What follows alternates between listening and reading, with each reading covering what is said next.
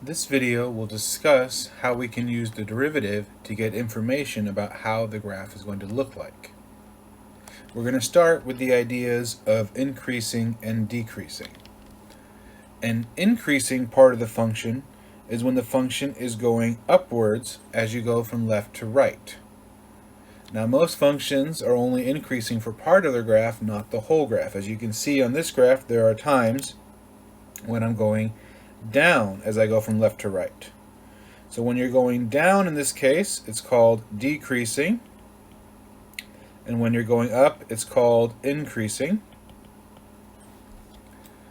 And it turns out it's pretty straightforward to determine when a function is going to do each of these. We just take the derivative, and everywhere that we have the derivative being positive, we are going to have the function being increasing. And everywhere that we have the derivative being negative, we are going to have the function being decreasing. So all we have to do is take the function, take the derivative, look at when it's positive, look at when it's negative, and we're going to get all the information on where it's going up and down. As a effect of this, side effect of this, we have something called the first derivative test. And so what this tells you is if you have a place where the derivative was positive, so that means it was increasing, and then it changes to being negative, so it's decreasing, then that point where it's going to change there from positive to negative, that is going to be a local max. On the other hand, if we have a place where it's starting going down, it's negative at beginning, and then it is positive afterwards, then that is going to be a local minimum.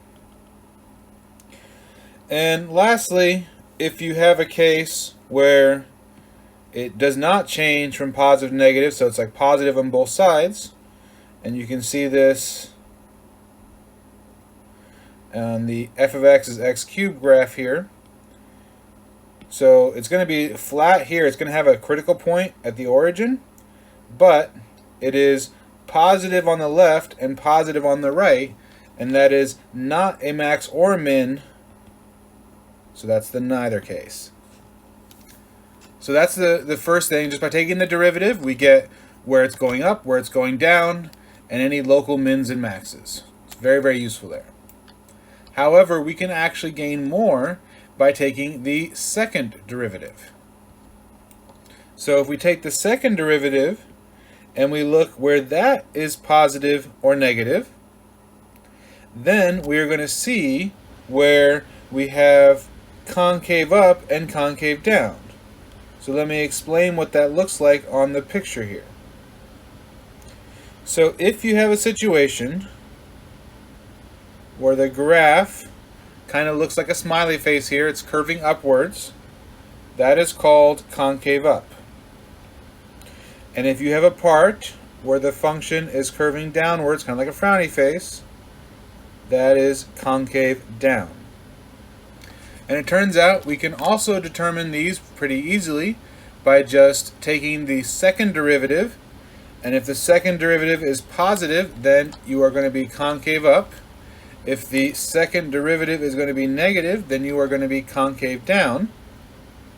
And interesting enough, if your second derivative changes from positive to negative or from negative to positive, so something like around here, where it goes from concave down to concave up, that is called an inflection point.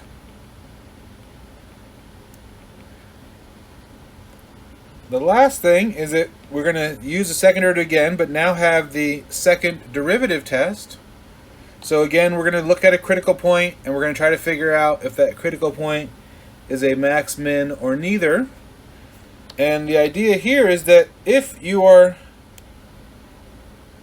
second derivative is negative, which means you're concave down, then you are guaranteed to be a local max.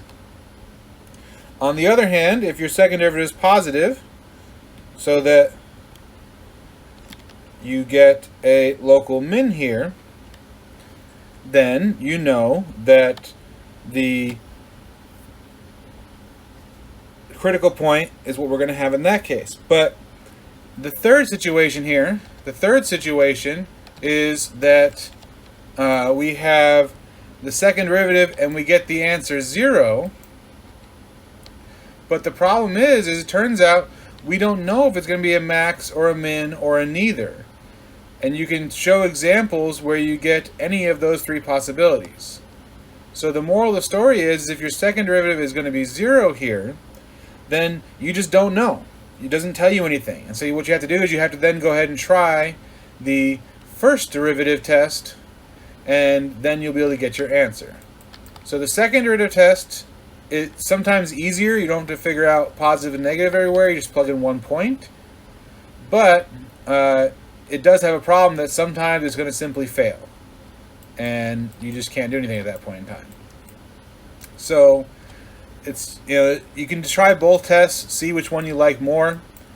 When I was a student, I definitely preferred the second derivative test. It seemed easier to use, but it's really up to personal preference.